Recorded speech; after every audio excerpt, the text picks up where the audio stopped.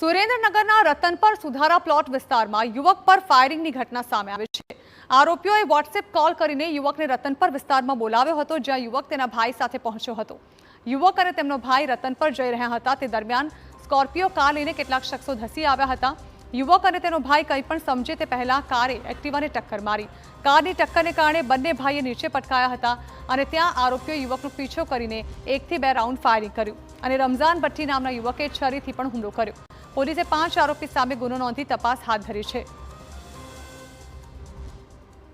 અમે એને અહીંયા ધારેથી નીકળ્યા આંટો મારવા, ચા પાણી પીવા, તો અમે બીજા પેટ્રોલ પંપે પહોંચ્યા, ઇન્ડિયન પંપે। તો અહીંયાથી સ્કોર્પિયો આવી એક આમેલી સાઈડમાંથી, અમને ડાયરેક્ટ એ ટક્કર મારી, અમે બે પડી ગયા। મારા ભાઈ ઉપર એ ફાયરિંગ કર્યા 4-5 રાઉન્ડ। ત્યાં આરોપી રિયાઝ ભટ્ટી, ઇરફાન ભટ્ટી અને અનીસ ભટ્ટી 3 વ્યક્તિઓ કાળા કલરની બોલેરો, કાળા કલરની સ્કોર્પિયો લઈને ત્યાં પહોંચેલા હતા અને એક્ટિવાને પાછળથી ટક્કર મારેલી હતી।